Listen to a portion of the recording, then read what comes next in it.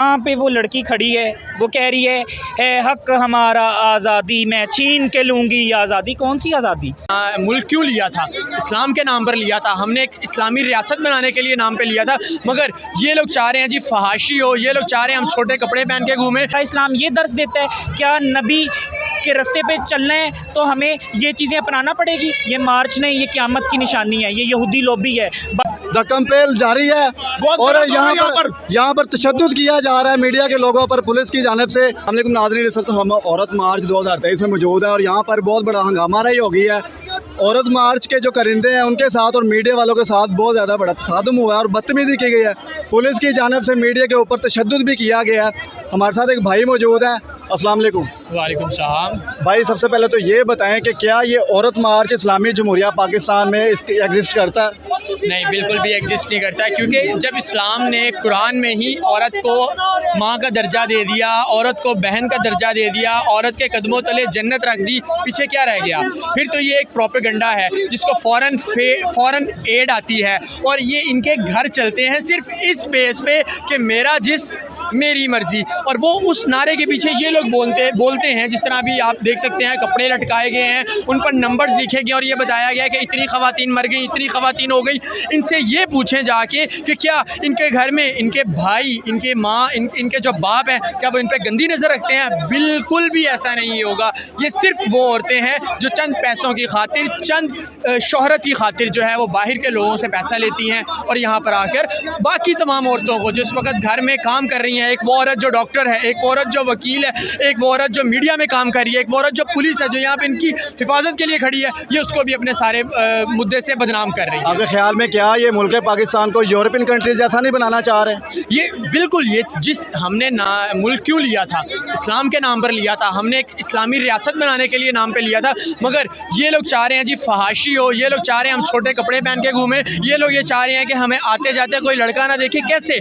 जब ये लोग किसी को हरासा करते हैं, अभी थोड़ी देर पहले मैंने देखा ये अली ज़फ़र का नाम ले लेकर उसका बदनाम कर रहे थे, खलीलुर रहमान कमर का नाम ले लेके बदनाम कर रहे थे। वो इंसान जो हर मजहबी त्यौहार पर आपको एक ऐसा सॉन्ग या ऐसी एक नात देता है, वो कैसे आपके अगेंस्ट हो सकता है? वो कैसे उस औरत के अगेंस्ट हो सकता है जो उसके बच्चे की माँ है? वो कैसे उस औरत के अगेंस्ट हो सकता है जो उसकी माँ है, जिसने उसको पैदा किया? तो ये लोग वो लोग हैं जो सिर्फ एक प्रोपेगेंडे को हवा दे रहे हैं, नथिंग एल्स। इनमें वो लोग हिजड़े भी मौजूद होंगे, वो लड़के भी मौजूद होंगे जिनको घर में तो कोई पूछता नहीं और अपनी बेटी देने के लिए तो कोई राज़ी नहीं है, मगर यहाँ पर आकर वो अपने हकूक़ के लिए लड़ते आपको नज़र आएंगे। वो हकूक़ क्या हैं? वो हकूक़ ये हैं कि यही लोग, यही लड़के, यही ख्वाजा सरा रात को आपको ट्रैफिक सिग्नल्स पर नज़र आएंगे, यही आपको सोशल साइट्स पर अपने जिस्म की हवस पूरे करने के लिए पैसे मांग के नज़र आएंगे।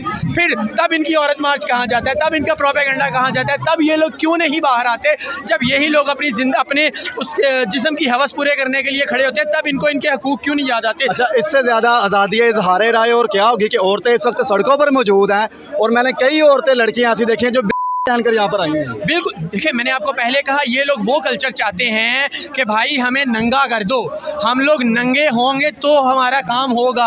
ये कहीं पे भी नहीं लिखा, इस्लाम में क्लियरली लिखा है औरत का बापर्दा होना बहुत ज़रूरी है। औरत काम के लिए घर से निकल सकती है बापर्दा होकर, औरत किसी मर्द से बात कर सकती है अपनी नज़रें झुका कर, मगर ये क्या चाहते हैं? ये चाहते हैं कपड़े छोटे हों। आप भी मीडिया में काम कर रहे हैं, आपने भी देखा होगा सहाफ़ी मौजूद हैं, औरतें सहाफ़ी भी यहाँ पर कितनी आई हुई हैं। तो तमाम ये एहतजाज भी इस वक्त हो रहा है। आइए चलते हैं।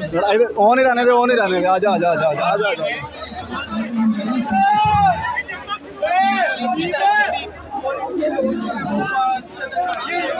नाज़रीन, इस वक्त लड़ाई हो गई है पुलिस के दरमियान और मीडिया के लोगों के दरमियान।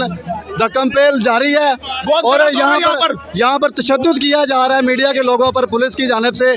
बहुत ज़्यादा हंगामा रही हुई है और इस बेहयाई को लगाम देने की बजाय उल्टा मीडिया के ऊपर तशद्दुद किया जा रहा है। सरासर इस गलत इक़दाम के ख़िलाफ़ कार्रवाई होनी चाहिए। जो लोग मुल्क में बेहयाई को फ़रोग़ दे रहे हैं, यहाँ पर गंदे कपड़े लटकाए हुए हैं।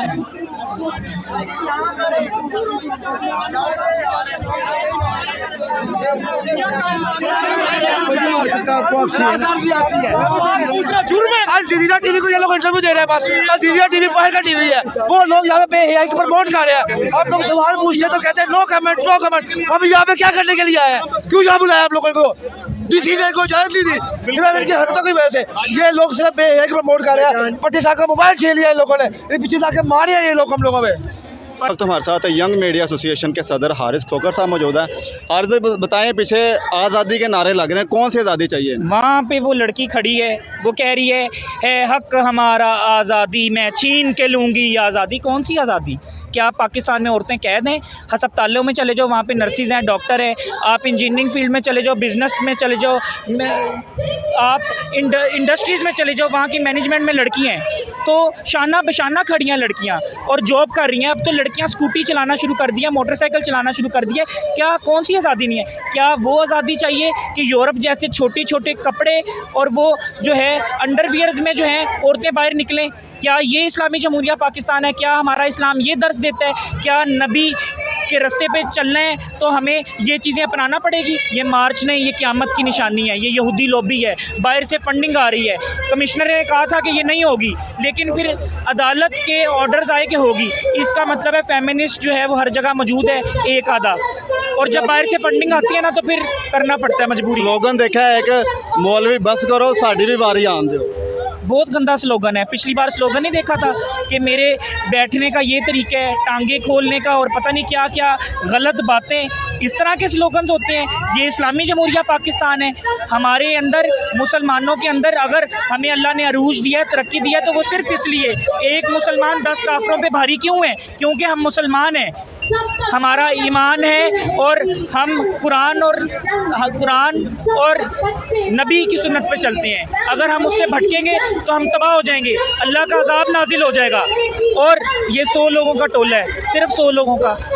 पाकिस्तान में तो करोड़ों औरतें मौजूद हैं, मर्दों से ज़्यादा हैं। पाकिस्तान की इस वक्त आबादी जो है 22 करोड़ नहीं, 28 करोड़ से ऊपर चली गई है।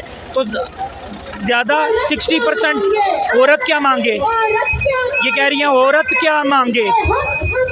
क्या मतलब? कैसे अच्छा, मांगेगी? पहले इनको इजाज़त नहीं दी गई थी, लेकिन बाद में इजाज़त देने की वजह क्या? वजह यही है कि बाहर से फंडिंग, प्रेशर यहूदी लॉबी, बाहर के लोग करवा रहे हैं। ये अमेरिका, इसराइल, काफिर लोग चाहते हैं कि मुसलमान को हम बर्बाद हो जाए, इनको डिस्ट्रैक्ट कर दिया जाए, दूसरे रास्ते पे लगा दिया जाए, इनको नशा पे लगा दिया जाए, इनको पार्टीज पे लगा दिया जाए, यूरोप वाली चीज़ें इनमें, इनके खून में डाल दी जाएं। हम क्योंकि नबी के रास्ते से हटेंगे, कुरान के रास्ते से हटेंगे, सुन्नत पे नहीं चलेंगे, तो ये पाकिस्तान बर्बाद हो जाएगा। अच्छा, कहते हैं इस्लाम हक देता है इस औरत को कि अपनी राय का इजहार करे, लेकिन क्या कपड़े उतार कर इजहार हक राय होती है? कपड़े क्या, देखें इस्लाम में कहा है कि औरत को पर्दे का कहा गया है, ठीक है, कि हाथों पे भी ग्लव्स हों, सिर्फ आंखें आपकी नज़र आ रही हो, तो ये तो इस्लाम ने कहा है। लेकिन पाकिस्तान में फिर भी इतनी आज़ादी है कि हर किसी को नहीं कहा जाता। सऊदीया का निज़ाम देख लें और कई मुल्कों का निज़ाम है, अगर गोरा इस्लाम कबूल करता है ना तो वो फिर पूरा इस्लाम कबूल करता है। याद रखना, जब भी गोरे ने इस्लाम कबूल किया तो उसकी बीवी जो है पहले जो मर्जी कपड़े पहनती हो, लेकिन फिर वो अपने हाथ भी ढांप लेती है। प्रॉपर इस्लाम के रास्ते पे चलते हैं वो, प्रॉपर गोरे। अगर कोई गोरा या क्रिश्चियन या यूरोपियन इस्लाम कबूल करता है तो वो फिर पूरे कुरान को पढ़ के तर्जमे के साथ उस पर अमल करते हैं।